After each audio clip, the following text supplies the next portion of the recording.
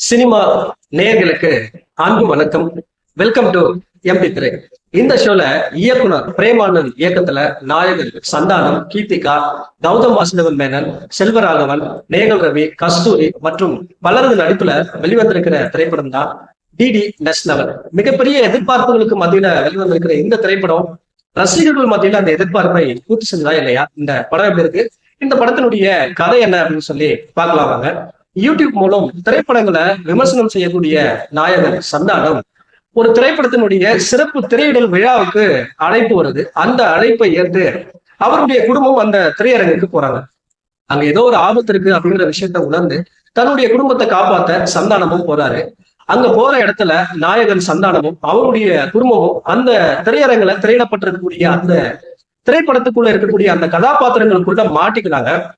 அப்படி மாட்டிக்கினதுக்கு பிறகு ஒரு சைக்கோ கிரைம் த்ரில்லராகவும் திகில் ஜானல்ல ஓடக்கூடிய அந்த படத்தினுடைய கதாபாத்திரங்கள் எப்படி கொல்லப்படுறாங்களோ அதே போல தன்னுடைய குடும்பமும் கொல்லப்படும் அப்படிங்கிறத உணர்ந்து அதுல இருந்து எப்படி தப்பிக்கிறாரு, தன்னுடைய குடும்பத்தை எப்படி காப்பாற்றுறாரு அப்படிங்கிற தன்னுடைய வழக்கமான பாணியிலையும் அதே போல கொஞ்சம் குழப்பமாகவும் சொல்லக்கூடிய திரைப்படம் தான் இந்த டிடி நெக்ஸ்ட் லெவல். இந்த படத்தை பத்தி அலசணும் அப்படின்னா, நாயகன் சந்தானம் ஒரே வண்டிய ஓயாம ஓட்டிட்டு இருக்காரு அப்படின்னு தான் சொல்லணும். அதுவும் எவ்வளவு நாள் தாங்க தாங்கும்? கண்டிப்பா ஒரு நாள் பெட்ரோல் திண்டா நின்னே ஆகணும் இல்லையா? சோ அந்த லெவலுக்கு தான் தள்ளப்பட்டிருக்கு இந்த டிடி நெக்ஸ்ட் லெவல். அதாவது அந்த படத்துக்குள்ள மாட்டிக்கினதுக்கு பிறகு திரைக்கதை சூடு பிடிக்குது. ஆனா அடுத்தடுத்து நடக்கக்கூடிய சம்பவங்கள் என்ன அப்படிங்கிறத ஈஸியா நம்மளால பிடிக் பண்ண முடியுது. அதனால பெரிய பரபரப்போ சுவாரஸ்யமோ அப்படிங்கிறது இல்லாம போயிடுது. அதாவது தில்லுக்கு துக்கு படத்துல முதல் பாதி டல்லா இருந்தாலும் இரண்டாம் பாதியில காமெடி சரவடியா இருக்கு. இந்த படத்துல காமெடி அப்படிங்கிறது சுத்தமா கிளிக்கா இருக்கே இல்லைங்க.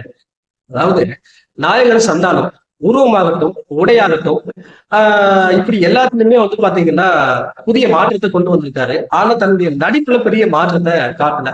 தன்னுடைய வழக்கமான அணிகூட தன்னுடைய வழக்கமான காமெடி மூலமா தன் கூட நடிச்சவங்களுக்கும் இந்த படத்தை பாக்குறவங்களுக்கும் ஒரு அளவுக்கு சிரிக்க வைக்க முயற்சி பண்ணியிருக்காரு. ஆனா பெரிய அளவுல அதை ஒர்க் அவுட் ஆகல. அதே போல இந்த படத்தினுடைய புதிய கூட்டணியா இருக்கக்கூடிய கௌதம் வாசுதேவன் மேனன், செல்வராகவன், நேகல் ரவி, கஸ்தூரி, அதே போல பழைய கூட்டணியா இருக்கக்கூடிய நான்கடவுள் ராஜேந்திரன், மாறன், ரெடின் கிங்ஸ்லி இவங்கெல்லாம் முடிஞ்ச அளவுக்கு சிரிக்க வைக்க முயற்சி பண்ணிருக்காங்க. அது பெரிய அளவுல வெற்றி பெறல அப்படின்னு தான் சொல்லணும். இந்த படத்தினுடைய நாயகியாகவும் பேயாகவும் வச்சிருக்கக்கூடிய கீர்த்திகா இவங்களும் பெரிய அளவுல சுவாரஸ்யத்தையும் பரபரப்பையும் ஏற்படுத்தல அப்படின்னு தான் சொல்லணும். இந்த படத்தினுடைய பாடல்கள், பின்னணி இசைகள் ஒரு அளவுக்கு ஓகே அப்படின்ற மாதிரி இருக்கு. ஒரு டிஜே எப்படி இருக்கும் அந்த அளவுக்கு தான் இருந்துச்சு.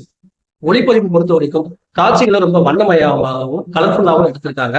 இந்த படத்தை எழுதி இயக்கக்கூடிய பிரேமானந்த், அதாவது ஒரு காமெடி கதையா இருந்தாலும் ஒரு படத்தினுடைய நாயகன் ஹீரோ ஒரு படத்துக்குள்ள மாட்டிக்கிறாரு. அடுத்தடுத்து என்ன நடக்க போகுது அப்படிங்கிற ஒரு இன்ட்ரெஸ்டிங்கான ஐடியாவை ரொம்ப சுவாரஸ்யமா கொண்டு போக முயற்சி பண்ணியிருக்காரு. முதல் பாதியை ரொம்ப காமெடியா எடுத்து போயிருக்காரு, ரொம்ப நல்லாவே இருந்துச்சு.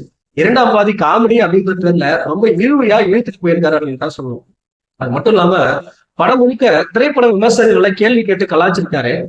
யாரு எப்படி விமர்சனம் பண்ணாலும் திரைப்படம் நல்லா இருந்தா ஓடும் அப்படிங்கிற விஷயத்தையும் பதிவு பண்ணியிருக்காரு. அந்த படம் அந்த கருத்து அவருடைய படத்துக்கும் பொருந்தும் அப்படிங்கிறதுல சந்தேகம் இல்லை. மொத்தத்துல இந்த டிடி நெக்ஸ்ட் லெவல் திரைப்படத்தை டைட்டில் இருக்கக்கூடிய அந்த சுவாரஸ்யம் படத்துல இல்லை அப்படின்னு தான் சொல்லணும். சுமாரான படமா தான் கொடுத்திருக்காங்க. மொத்தத்துல இந்த படத்துக்கு எவ்வளவு கொடுக்குற ரேட்டிங் 5.5. அடுத்த விமர்சனத்துல சந்திக்கிறேன். நன்றி, வணக்கம்.